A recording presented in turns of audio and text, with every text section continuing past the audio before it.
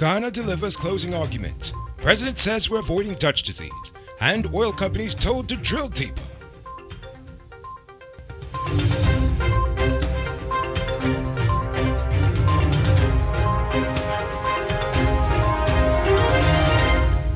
I am Rico Bulford, and this is Uncut News. You've seen what's happening? Send us a tip on WhatsApp at 592-659-615. Today, Guyana will present its closing arguments to the ICJ on the preliminary objections that were raised by Venezuela in the border controversy case. On Monday, Venezuela's representatives called upon the ICJ judges to dismiss the case overall.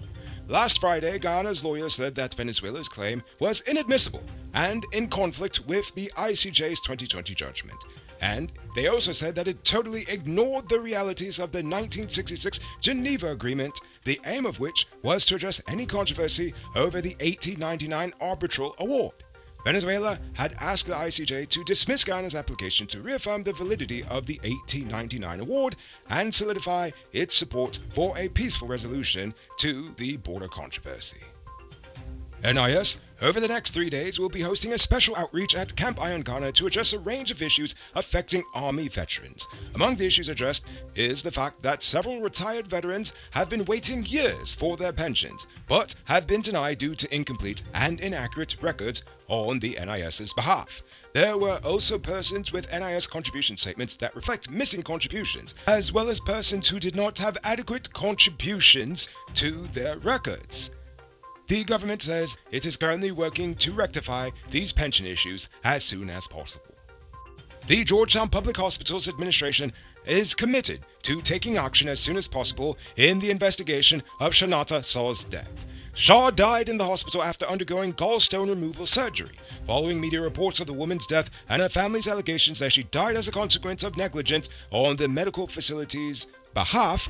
During her post-op treatment, that is, the hospital said on Monday that it had opened an inquiry. It was noted that the hospital did not want to reveal facts about the patient's diagnosis and medical care because the investigation was still ongoing. Taxi driver Daquan King was sentenced to 2.5 years in jail on Monday for his role in the multi-million-dollar gold and money robbery at Wallison Enterprise in Kitty, Georgetown. Last month, King pled guilty to the offense. He had spent over a year on the run until he was recently captured by authorities in Suriname. 28-year-old truck driver Leston Baines, the one who was wanted for murder of his ex-girlfriend, was found dead this morning in an abandoned house in Blueberry Hill, Wismar, Linden. Baines' body was discovered hanging, and police believe he took his own life. Baines fled the scene after fatally stabbing his ex-girlfriend Kelly Cornett outside of her sister's home on Sunday night. Following months of violence, the young woman had left her relationship with Baines 3 days prior. You're a hard-working truck owner. That's why you need only quality parts for your truck. But you might be asking, Noriko, now how will I ever afford them?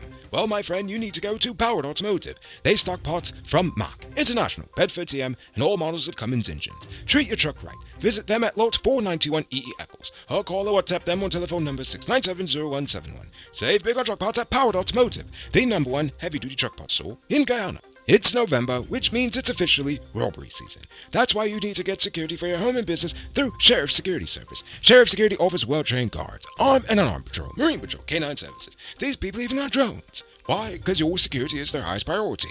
You've seen the rest. Now hire the best. Hire Sheriff Security Service today. The president has warned Guyana to be careful not to overspend now that the nation has oil money, and he has ensured that his government is taking precautions to prevent the Dutch disease. While the government has spent some money on cash grants and other forms of aid to vulnerable sectors, there have been requests for further help, particularly for public employees. However, he is against this, as according to him, such a move will trigger the Dutch disease, saying, quote, "We cannot use the wealth to balloon our current expenditure, because if we balloon our current expenditure, then you will have to find revenue to sustain that in an annualized way, and that is what leads to the Dutch disease," end quote. Sorry, but someone must have lied to our president, because I can tell you with full confidence that is not the definition of Dutch disease. That is just an example of irresponsible government spending through building a welfare state. Apparently, I gotta do a stupid news on this because our president is getting it wrong, so I'm sure many Guyanese are also getting it wrong as well. Jetty Jagan International Airport performed a security audit after a man successfully broke into a private jet several days ago. According to the authorities, the suspect dug a hole through the airport's perimeter fence and made his way onto the tarmac where he broke into the aircraft. On November 21st, the final report was delivered to the Public Works Minister. The report offers a holistic assessment and evaluation of the airport security operations, with the sole purpose of strengthening these systems. The report will also be forwarded to Cabinet for evaluation and immediate action.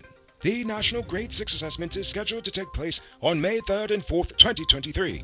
Education Minister Priya Manik-Chan said today that the publishing of NGSA results will return to a normal pace, with results expected by July 11th, 2023.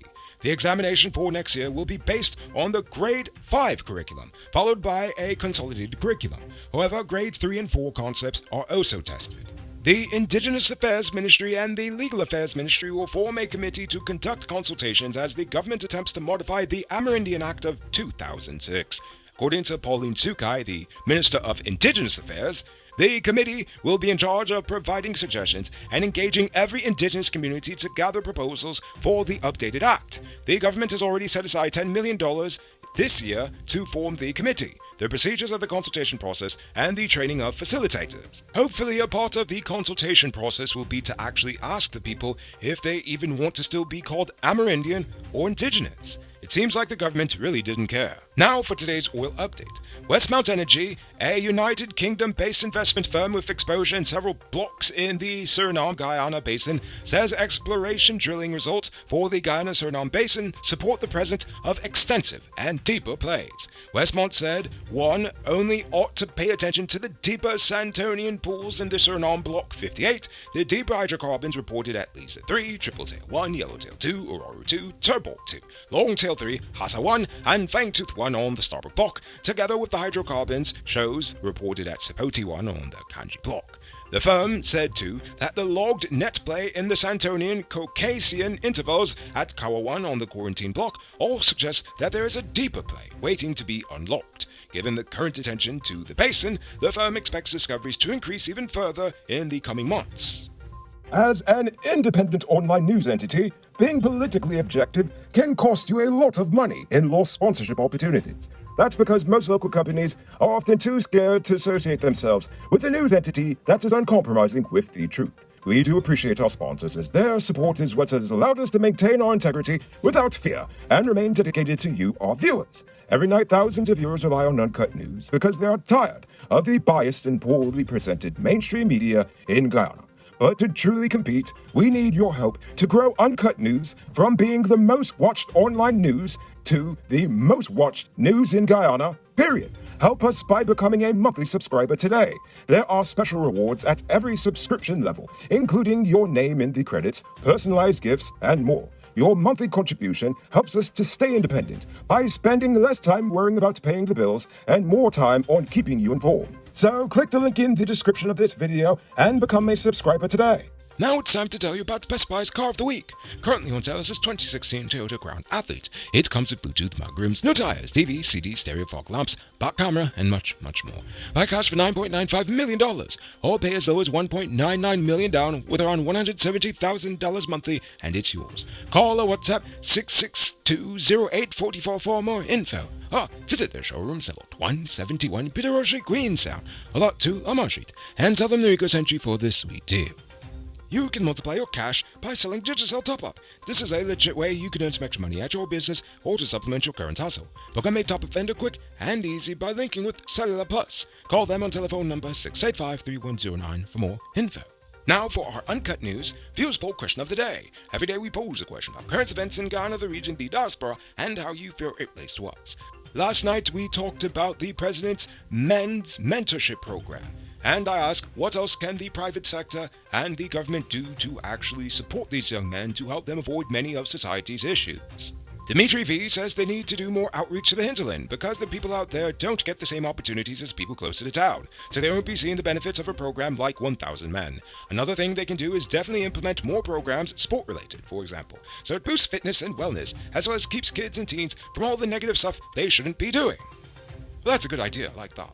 Crazy Richie One says, I'm not sure the details of the MOM program, but I hope to see it include free and easy, accessible, and confidential counseling for young men with past trauma. Yeah, I agree with that. Free and easy housing for married young men with a family. Definitely agree with that. Direct financial support for qualified young men to help them build a business of their own. discount on utility bills for working men with family. These are things that will immediately improve their daily lives, which can have long-term benefit on communities. As a young married man with a family, yes, I love that idea. And finally, Barefoot Wanderer says, government-funded adult schools are needed.